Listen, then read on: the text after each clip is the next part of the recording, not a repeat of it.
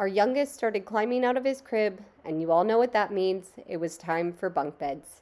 So you can see our boys' room before, and today we're going to show you how we built this amazing custom bunk bed that has a built-in arcade.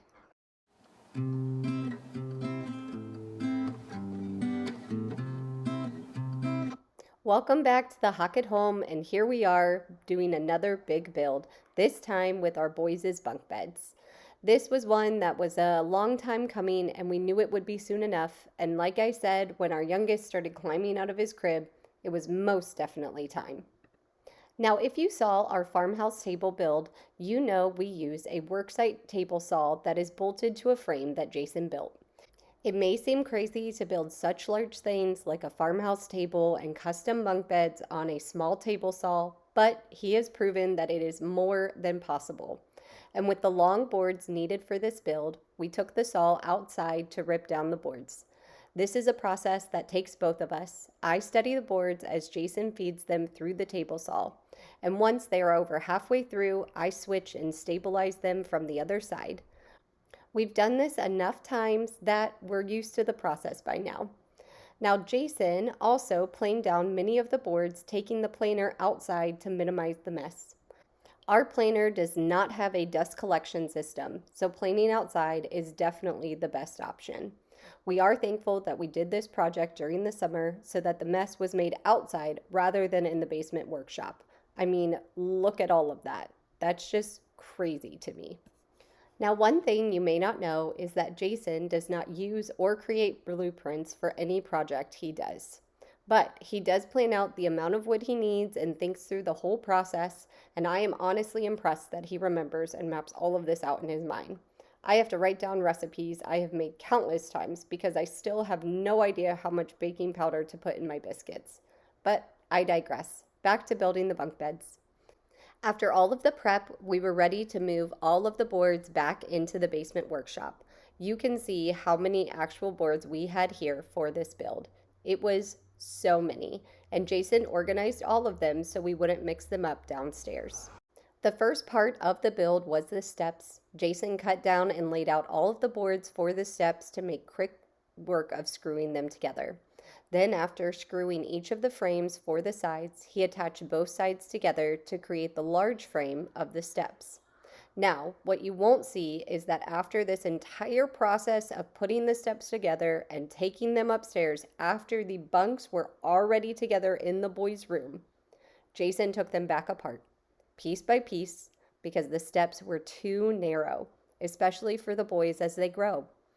But they still have the same shape and design, just a wider plate for stepping onto when getting out of the top bunk.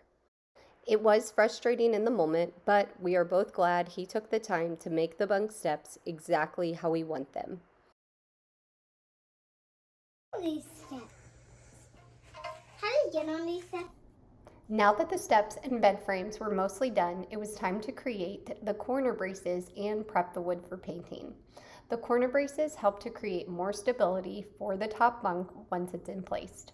And now for these bunk beds and the sets that Jason built for the girls' room, we put them together upstairs after the wood had already been prepped. This way, all of the painting is done before assembly, which makes quick work.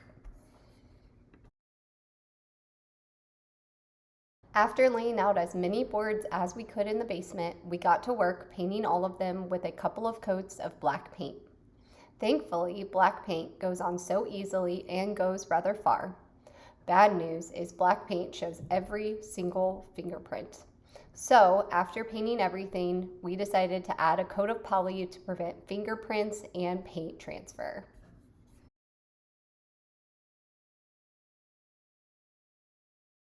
What are you doing? I'm trying to go with a pretty, One other thing we did was number every board for the bed frames. The bottom bed frame is so heavy that we needed to remove all of the boards so I could help carry it. But since the boards were fitted perfectly together, we needed a number system so that neither of us would get confused. After the lengthy painting process, it was time to build the bunks. We had to do this in one day because otherwise our boys would be without beds for the night. And after clearing out the boys' room, we started by attaching the furring strips to the walls. The purpose of the strips is to fully secure the bunks to the wall and create zero movement in them. We did this with the girls' bunks as well, and it works perfectly. Brought the bottom bunk frame up and reattached all of the boards. It was still so heavy even without the extra boards. Otherwise, it would have been impossible for just the two of us to bring it upstairs.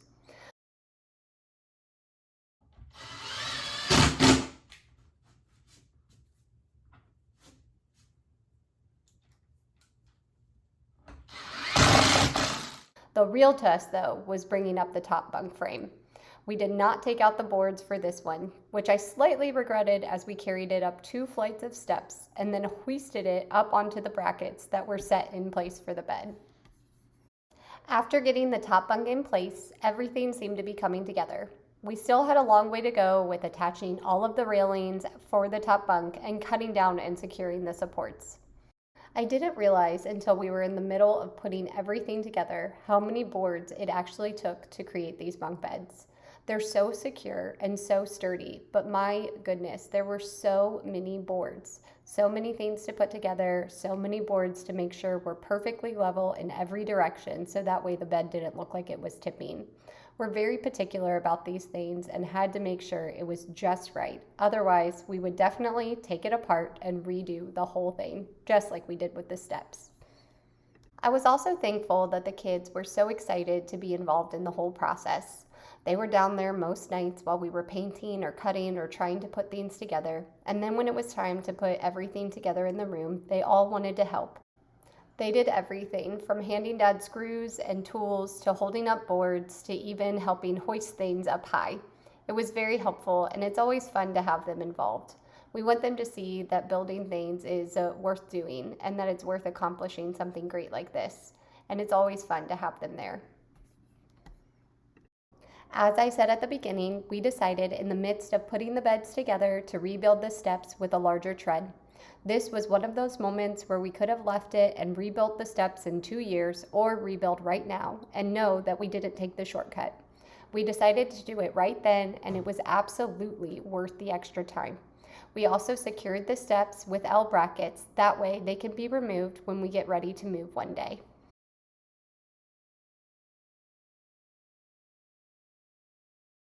And of course, we had the cutest little helpers for each and every step, helping out Daddy, handing him what he needed to secure these steps to the boys' bed. We also had the fun idea to not waste the space underneath the steps.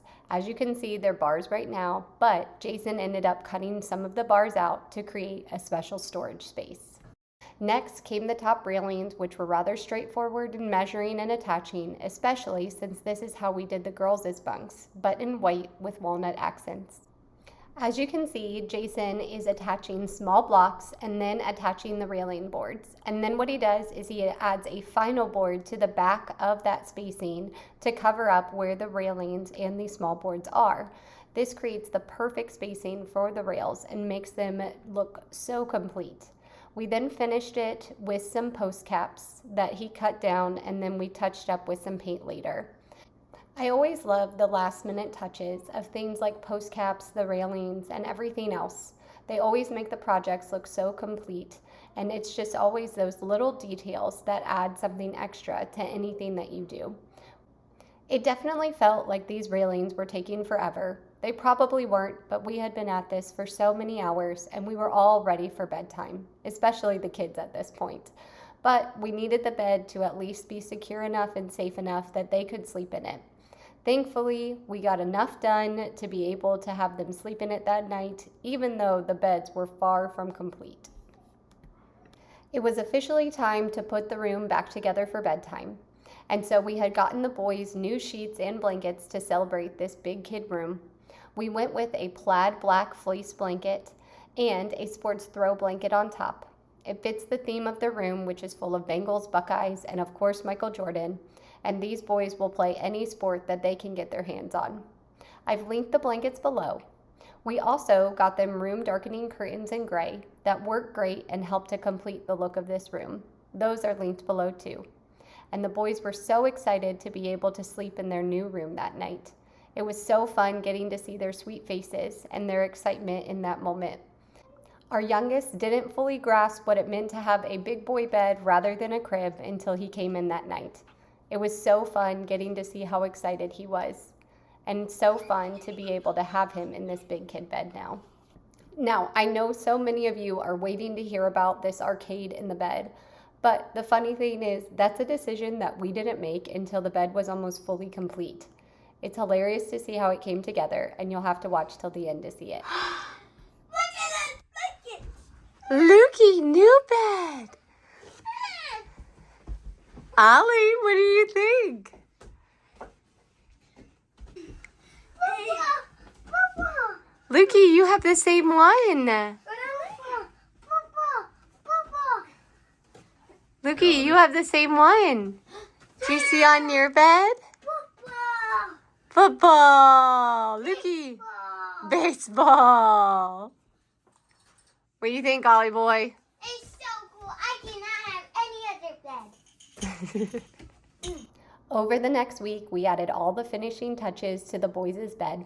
Jason built the step railing and I helped. I'm pretty sure it was both of ours least favorite part of the build, but they look great and added the final touch to this look of the bunk bed. We didn't want to waste all the space under the steps, so we added 2 secret storage drawers, but the kids now think it's the funniest hide and seek spot. I think they're right. We're also so glad that we decided to rebuild the steps when we did. They turned out perfect and we're very happy with them, and they're perfectly safe and we won't have to redo them later. And here is a glimpse into our girls' double bunks. We have 3 girls, and so doing 4 beds was much easier than doing 3 and turned out to be perfect for their room. It's so sweet and girly, but a very similar build to the boys, and they absolutely love it. And of course, what you have been waiting for is the built-in arcade. We found this awesome Pac-Man arcade and we linked it below. We used to have it in a custom-built cabinet in the basement, but Jason's idea to move it to the bunk bed was too perfect to pass up. The boys love being able to play it in their room, and we love that it is so nostalgic and fun, even when my 9-year-old beats me every time we play. Thanks so much for watching, and don't forget to subscribe. We have some incredible new videos coming out soon that we won't want you to miss. And stay for the boys' reaction to playing Pac-Man. Nanny Boo. Nanny boo! Lukey, gentle. I'm gonna play. No.